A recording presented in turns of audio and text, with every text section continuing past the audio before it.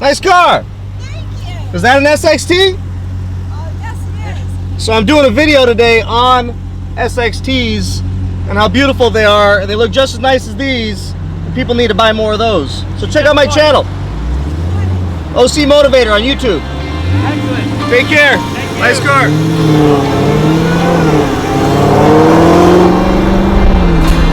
Welcome back to the channel, everybody. It is the day after Christmas. I hope yours was amazing. Today, I'm going to share with you the 5 reasons you should buy an SXT or a GT, Challenger or Charger, unless you already own one, of course, and why I'm probably going to buy one too. Are you listening to me? If you haven't, then you want to be. I'm here to get this point across. I'll tell you why. It's just because I'm gonna break through to you. It's when the signs are all pointing true. If it's the last thing I'll ever do, I'm gonna break through you.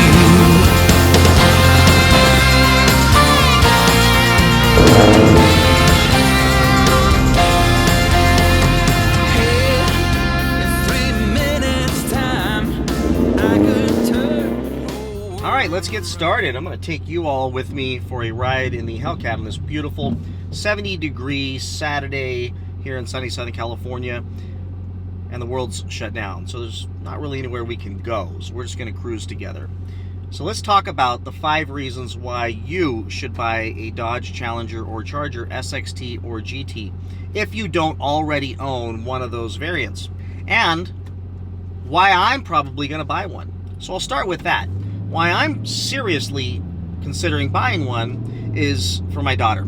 She's 14, she'll be 15 in 1 year, and my dream is to get her a car. Yep, we're spoiling her, but she's worth it, and she's awesome, and she's not spoiled, and she doesn't act spoiled, so I want to get her a car. That way she's not riding around in other people's cars. So the car I want to get her is a Dodge Challenger or Charger SXT or GT. And I want to get it for her a year before she gets her full-fledged driver's license, because I want to spend the year with her fixing that car up and making it hers together. I think it would be an awesome, awesome experience for her and I to just hang out and make that car beautiful and awesome before she ends up out on the roads. And I think that the full roll cage on the inside will trip people out when they see it's a 6-cylinder, but the full roll cage will keep her safe, right? I don't know if I'm kidding about that. I think I might actually do that, because it'll look cool and keep her safe. But nonetheless, I want to get her one. That's the goal with the SXT or the GT. I want her to get the all-wheel drive with every possible safety feature that Dodge sells to keep her safe on the road. So that answers that question. But let's talk about the 5 reasons why I think you should buy one of these if you don't already own one. So number 1, and this is going to be the motivational minute, so bear with me on this, but I think it just fits so perfectly, and I think Dodge doesn't even realize that they're doing this for so many people out there. But buying a Dodge Challenger or Charger SXT ignites the fuel of aspiration in all of us. It lights that fire in us car people that makes us aspire to the next car, to want to get the bigger, better car. And by default, that means we're going to go and work a little harder. We're going to push a little harder at work. We're going to be a little better at work. We're going to stretch a little further to earn more money so that we can buy that car. And oftentimes, when we're passionate about something and we want something bad enough, we will push harder than we would if we were doing it just because the world told us we had to. And when you buy an SXT and you love that car, you love the interior, you love how the car drives, but you keep wanting for more, you keep wanting for the V8 version, you keep wanting for a Scat Pack, and then you want for a Hellcat, you want for a Red Eye, whatever it is, it's going to drive you a little harder every single day. So I think of all those commenters and people who write me messages on Instagram who are beginning their lives off right now. Young guys and gals coming right out of high school, going into college. They need a basic transportation vehicle, and they're out there looking at cars, and they're asking me, should I go buy this Scat Pack right now with every dollar I've ever saved, or should I stretch myself out and just do it financially, beg, borrow, and steal to get it? And here's what I'm going to say is no. Slow down. You got a lot of time to live on this planet, so get yourself the SXT. If you can get the RT, great, and start your life off. And start your life off with something that's pretty cool. Start your life off with a Dodge Challenger or a Dodge Charger, and then nurture that aspiration to move up to the next model. Dodge was brilliant in creating these cars. They created the SXT knowing that would drive so many people into their higher version models. They knew when they built that thing. Nobody wants to buy what is widely considered to be a muscle car with a 6-cylinder in it. So now that you've firmly planted the seeds of aspiration, now it's time to just get your car, get your Challenger, and don't worry about what other people think, and enjoy that you're going to be driving a great car until you earn enough money and get to the place in your life where it makes sense to go buy these bigger engines. Right now in your life, it may not make any sense. If you're older and you're retired and you're thinking, look, I don't want to be pumping gas every other day, and I just want something that looks cool, then just get yourself the SXT and know that you've reached a place in your life where that is enough for you because you've already achieved all those things. But for everybody else, we're going somewhere, and we're not going to stop going that direction until we get what we want. And what we want is likely a Hellcat Red Eye, or Superstock, or Durango Hellcat, or whatever the heck it is, Lamborghini, whatever it is that we want to get, and that gets us up in the morning and moves. I wanted to give you some motivation and something of value while I'm giving you these 5 things. I'm going to burn through the last 4 really quick, but this first one's really important. And because so many of you have been messaging me saying, where do I start? How do I become successful? What's the first thing I can do out of college or out of high school to start making my way in the world to achieve some level of success? And I'll tell you, whether you're just now out of high school, just now out of college, going into college, or you've been working for 15 years at a job you hate, and you're watching this video, maybe this will help you, because after getting the living crap beat out of me and crawling through glass for many, many years to get where I'm at today, I've learned these things. I didn't know these things out of the gate. So first, and I wrote them down, I share them with people in my business constantly, my 3 secrets to success in life and business. There's a Hellcat right there. Oh, so nice. Wish I could turn the camera on. Number 1, aspire to know more than everyone around you. Aspire to know more than everyone at your job. Learn, read, stay up late, work late, but figure out everything that you can about your profession. And that's it. Really simple. 2, outwork everyone around you. Get up early and stay late. Until you have a family and you need to get balance in your life, which you should, and I have done, you need to put the time in, and you need to outwork everyone else.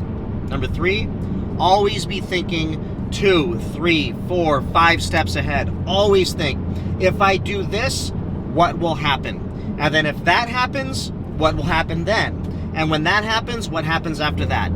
When you get to a place where you're thinking 3, 4, 5, 6 steps out of the responses, and then your action to that response, and then your response again, I mean, you will be so much sharper than everyone around you, because most people don't think past their initial action in their life, and they end up finding out the hard way that what they did was going to have a reaction that was going to not be good.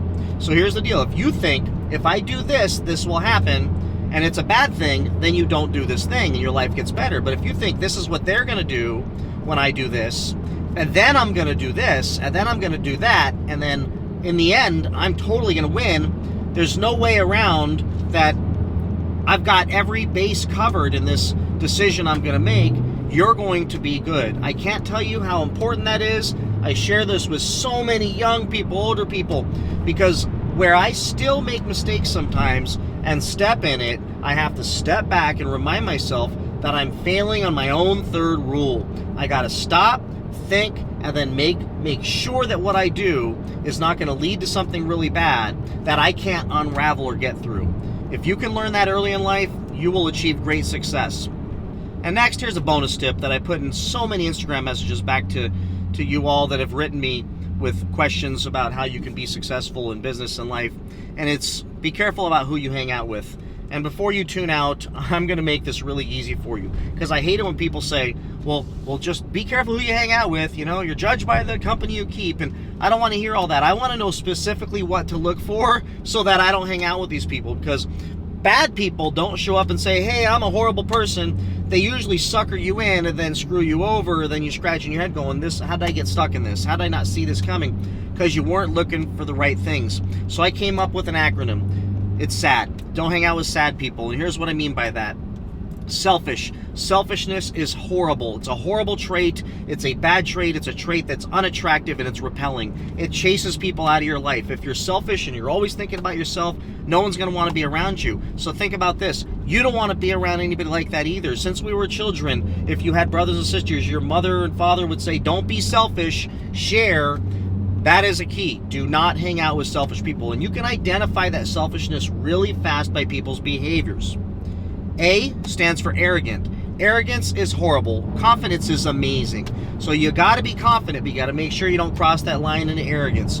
And a lot of people who attempt to be confident end up coming off arrogant, and people hate them, and it's very repelling. It's very hard to get successful if people hate you. And if you act arrogant, people are going to hate you. But if you act confident, you're good. Well, when you see someone who's arrogant, thinks they're all that, act like badasses, here's the deal. Just turn around and walk away. Believe me, it's a big mask that they're putting up trying to make you believe that they're actually cool or better than you, when the reality of it is they're broken in the inside to some extent, that they believe they want you to believe that they're better than you are, and they're not, and they're really easily uncovered as well. So stay away from arrogant people. And then the D stands for desperate. The challenge with desperation is desperation drives people to do things that are really horrible. Desperation leads people to flee from the police. It causes people to steal from their friends. It causes people to hurt other people. Desperation oftentimes manifests itself in a lot of jealous behavior because somebody's struggling really badly and they don't know how to take responsibility and turn their life around. So they start to behave very desperately. If they don't have money, if they're brought to their knees financially, and they allow desperation to creep in rather than confidence and strength and relying on all their power and strength to get themselves out of that, the desperation will end up leading to real horrible behavior. So if you find somebody who's behaving desperate, run from them as fast as you can.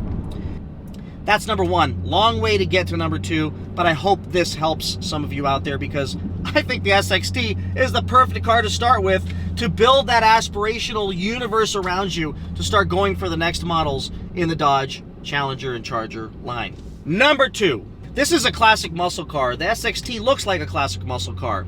And anyone on the road who sees it is going to think that it's a muscle car and assume that it's got a V8 in it. They're going to assume that it's built. I remember when I used to see SXTs out there, now I know what they are, I used to think that car could beat me on the road when I was in one of my other fast cars. I didn't know that it was a 6-cylinder. I didn't know because it wasn't my world. So why not get one of those things and then just grow into the V8 and grow into the muscle car, but have a car that actually looks cool, looks nice, looks awesome. You're on the highway anyways. You're not out there racing people. You just don't need to. And it's not a slouch at 303 horsepower. It moves pretty good for a 6-cylinder in a big, heavy car. So why not get something that's actually cool? If you get the GT, you can do some minor cosmetic modifications and make that car look as good as any Scat Pack or any Hellcat on the road. So why not start there and get a car that actually looks cool, has a presence about itself out there on the road, and actually exudes personality. No one is going to see you in that car and think, look at that boring person. But no offense to you that drive Camrys, if they see you in a Camry, they're thinking you're not the most exciting person in the world. Just is what it is. Number three, the price is amazing. For under 30 grand, and what I'm finding them at right now, I found a bunch of them in Huntington Beach here in California for in the $20,000 price range. I called the dealership and said, look, is this baloney or is this really 20 grand? Like, if I come down there with $20,000 in cash right now and the tax and license, will you let me have the keys to that car and leave? Or am I going to show up and you're going to say I have to stand on one leg, pat my head, and sing show tunes. What do I got to do to get that car? He goes, you come down with 20 grand and you cover the tax and license and you get to walk out in that car with that car. So I don't know. Maybe when I get down there they pull a fast one on me. I doubt it. I mean, I asked this guy 10 ways from Sunday and he said it's a $20,000 car. So for a 2020 Dodge Challenger SXT, I'm paying $20,000. For a Camry, for a Nissan Altima, for a Ford Fusion, for so many of these cars out there. I don't know what this is in front of me. Little Toyota SUV thing, RAV4. I mean, you're spending $30,000, $25,000, $27,000, $30,000 for one of those. Yet this thing that looks incredible, you're spending $20,000 on it, and you got to fix it up to make it your own and make it look really cool and drive the hell out of it while you're aspiring to achieve the next step up to an RT or a Scat Pack or Hellcat. And number 4 are the options. What I love about these things is, and I wish they would do in the V8 variants, but they offer an all-wheel drive version, which is what I'd like to get for my daughter. So when it's raining, she's safer. They offer the rear-wheel drive. They offer the SXT. They offer the GT that has all the performance stuff on it, the performance steering wheel and suspension and the cool hood and the spoiler and all that stuff. So you could literally go throw some cool wheels on it, lower the thing, which I think you would need to do just a little bit, and it's going to look like the meanest muscle car on the road. And you're not going, my daughter's not going to go out to race anybody. And if you're going to college right now, you don't need to be out there racing anybody. You be focused on college, but at least you have a car that looks awesome when you're pulling up places, that says, hey, look, I got style, I got personality. And that car does that. And number 5 is the practicality. You get this car basically with a smaller motor. You get the big giant cushy seats, you got the big roomy interior, you've got actually great gas, pretty great gas mileage, from 19 on the street and 30 on the highway, and I'm guessing you could probably do better than that if you don't drive it real hard. And it's reliable. And just to reiterate, it's a safe car. And here's what I mean by safe. I believe that the size of this car creates a little bit of safety. So big car, more safety. Big car, hit little car gets destroyed. So when I put my daughter in the big car, she's in a better position than maybe somebody driving a little car. These parents that buy these kids these little teeny tiny Fiats and these things that are just, I don't know, they look like death traps. It seems like the most irresponsible thing in the world. I'm not going to buy her a Corolla or a Tercel. I want her to be in this thing. And if I can't put her in something like this, I'm going to put her in a big truck. I'm going to put her in something that if somebody hits her, they're going to be in worse shape than she is. Sorry, that's just how I feel. I think you can relate. So there's the 5 things, folks. I really hope you enjoyed this video. I hope I helped someone out there make their decision, and I also hope I inspired some of you to aspire for higher levels of greatness in your lives. Please like, please subscribe, and stay tuned for my next video next week. Take care, everybody. Bye. Let me show you what we got our daughter for Christmas that we are probably going to regret.